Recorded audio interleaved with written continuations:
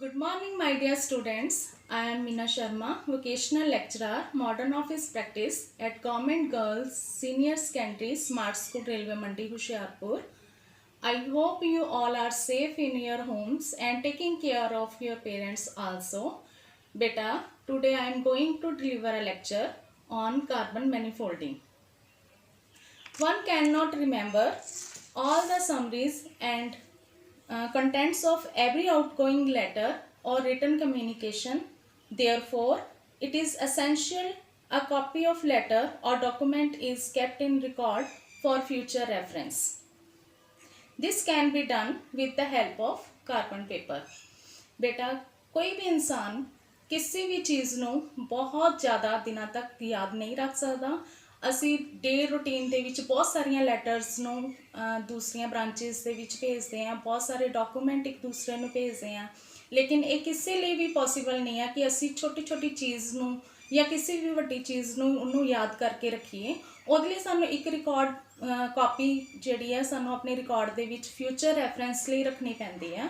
और ये असी कॉपी किद्दां रख सकते हैं? कार्बन पेपर की मदद के नाल। पहला कार्बन पेपर बेटा है की चीज़ है? Carbon paper is a paper coated with ink on one side. Here is a carbon paper बेटा, देखो तुसी देख सकते हो कि ये एक साइड बहुत शाइन कर रही है, ये ते कार्बन कोटेड है और दूसरी साइड ये शाइन नहीं कर रही है, प्लेन पेपर है। जिहड़ी साइड ये शाइन कर रही है इस साइड तो असी प्रिंट लैने आ। जो कीज़ इत्थे स्ट्राइक करते हैं, इत्थे स्ट्राइक करके पिछे असी प्लेन पेपर लगाने, इत्थे स्ट्राइक करते हैं, उस तो बाद जो भी असी चीज़ टाइप की है वो प्लेन पेपर के उपर प्रिंट होके सानू दिखाई देती है। Now what is carbon manifolding? The process of taking out more than one copy with the help of carbon paper is called मैनीफोल्डिंग।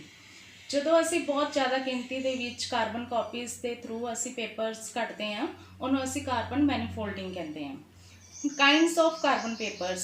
Various kinds of carbon papers are typewriting carbon paper, pencil carbon paper, double-sided carbon paper, one-time carbon paper और hectograph carbon paper.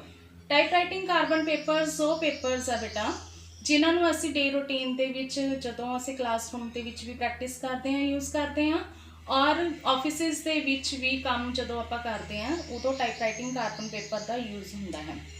Pencil carbon papers वो paper है जिन्होंने असी pencil की मदद के नाल लिखते हैं, वो बहुत पतले जोड़े असी प्लेन पेपर वो यूज़ करते हैं कि जो असी पेंसिल के नाल लिखिए तो जो लिखण का प्रिंट है वो लास्ट पेपर तक साढ़े पहुँच जाए। ये थ्रू असी जोड़े आपां कॉपीज़ सानू मिलती हैं कार्बन पेपर के थ्रू, और कॉपीज़ की गिनती 5-6 तक हो सकती है। डबल साइडेड कार्बन पेपर वो कार्बन पेपर है जिहड़े असी दोनों साइडों तो असी प्लेन पेपर एक उपर वाली साइड एक नीचे वाली साइड पर रख के आपां उत्तों प्रिंट आउट लै सकते हैं। इस तरह के जोड़े डबल साइडेड कार्बन पेपर है मोस्टली पोस्ट ऑफिसिस के विच इसनूं यूज़ किया जाता है। वन टाइम कार्बन पेपर्स वो कार्बन पेपर है जिन्होंने सिर्फ इको टाइम ही आपां यूज़ कर सकते हैं। बेटा तुसीं अक्सर देखा होगा कि जदों असी मॉल च जाने तो असी समान जो खरीदते हैं जोड़ा बिल कट्टिया जाता है या ATM के थ्रू असी पैसे कटते हैं उहदे तो जी स्लिप सानू मिलती है उहदे जोड़ा प्रिंट है बहुत लाइट कलर का प्रिंट होंदा। और तुसी ये भी नोटिस किया होगा कि कुछ टाइम बाद जो असी वो स्लिप नूं देखते हैं उहदे विचों प्रिंट उड़ गया होंदा कि वह प्रिंट सानू दिखाई नहीं दिंदा। वो वन टाइम कार्बन पेपर है जिसनों सिर्फ आप इको टाइम ही यूज़ कर सकते हैं। हेक्टोग्राफ कार्बन पेपर वो कार्बन पेपर है जिन्हों असी लार्ज नंबर ऑफ या मल्टीपल कॉपीज़ जो आप लैनिया उदों हेक्टोग्राफ कार्बन पेपर के थ्रू असी इन्हों लै सकते हैं। नैक्सट असी बेटा करांगे कि किहड़े-किहड़े कलर्स और साइजिज के विच कार्बन पेपर आते हैं। ये बहुत सारे कलर्स के विच कार्बन पेपर आते हैं, black, purple, red, blue and green. Mostly बेटा असी ब्लैक पेपर यूज़ ब्लैक जोड़ा कार्बन पेपर आ उसनों आपां ऑफिसिस के विच यूज़ करते हैं। उसका कारण की है कि ब्लैक जो कार्बन पेपर आप यूज़ करते हैं वो इंक डार्क होंगी है और काफ़ी टाइम तक ये जी स्टे की रहती है। पर ਜਿਹੜੇ बाकी कलर के कार्बन पेपर्स है उन्हां दी इंक बहुत जल्दी उड़ जाती है, इस करके असी बाकी कलर्स के ਜਿਹੜੇ कार्बन पेपर आ उन्हां नूं यूज़ करना प्रैफर नहीं करते। साइजिस ਜਿਹੜੇ ਸਾਡੇ कार्बन पेपर ਦੇ है बेटा क्वार्टो, फुलस्कैप, ड्राफ्ट और brief. I will show you.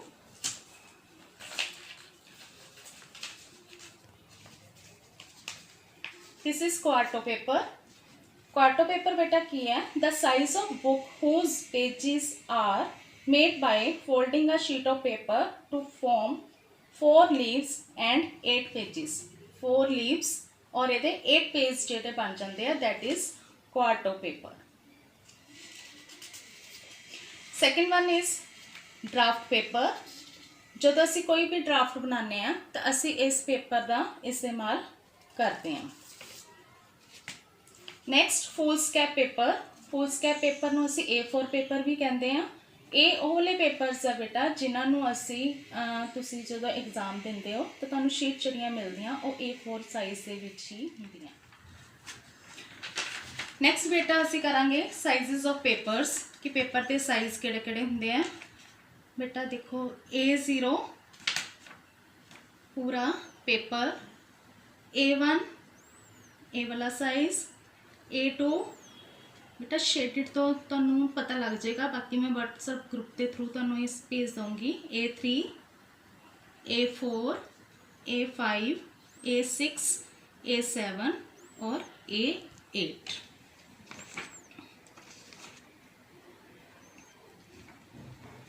Next बेटा असी करांगे the process of assembling carbon paper कि मैथड्स किहड़े-किहड़े आ जिन्हां दे थ्रू असी कार्बन पेपर्स नूं आपां जिहड़े टाइपिंग शीट्स दे विच किद्दां असैम्बल करना।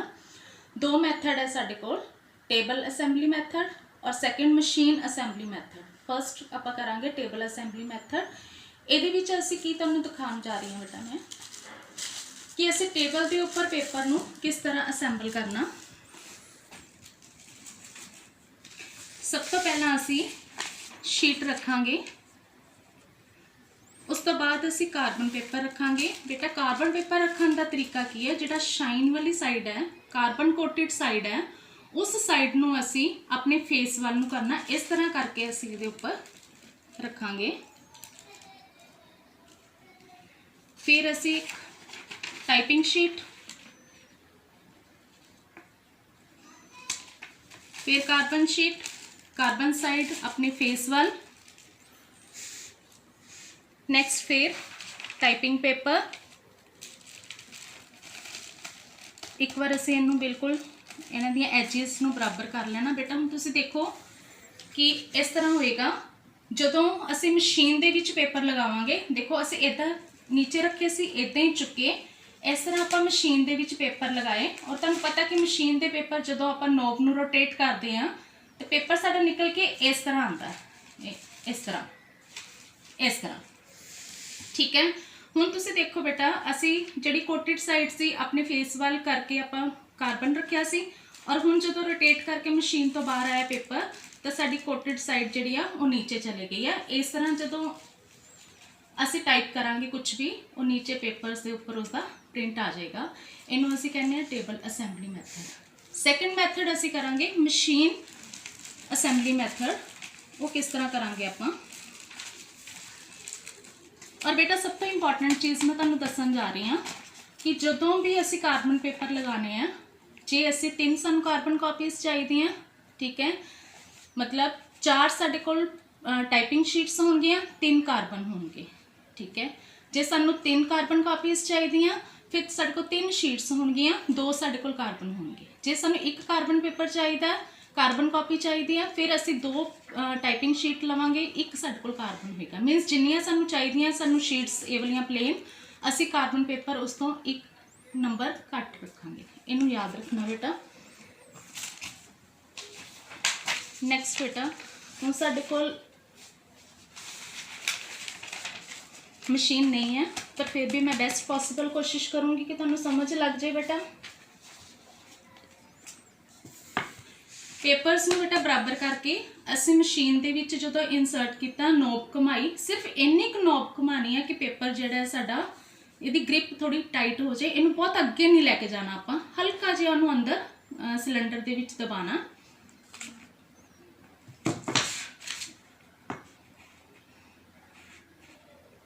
ਮੰਨ ਲਓ ਕਿ ਸਾਡਾ ਪੇਪਰ ਜਿਹੜੇ ਆ ਇਹ ਮਸ਼ੀਨ ਦੇ ਵਿੱਚ ਆਪਾਂ ਲਗਾਤੇ ਆ। ਹੁਣ ਕੀ ਕਰਾਂਗੇ, ਸਾਰੇ ਪੇਪਰਸ ਨੂੰ ਅਸੀਂ ਆਪਣੇ ਵੱਲ ਕਰਕੇ ਲਾਸਟ ਵਾਲਾ ਪੇਪਰ ਆਪਾਂ ਨੀਚੇ ਕਰਾਂਗੇ। ਫਿਰ ਉਹੀ ਉਸੇ ਤਰ੍ਹਾਂ कि जिहड़ा कोटेड साइड है असी उन्होंने अपने फेस वाल नूं करांगे, असी उन्होंने उहदे विच इंसर्ट करता। ये असी सपोज करो कि मशीन ते कर रहे हैं बेटा काम। नैक्सट फिर असी शीट नीचे की, फिर असी कार्बन पेपर जिहड़ा विच लगाया, फिर असी शीट एक पिछे की, फिर एक कार्बन पेपर आप लगाया।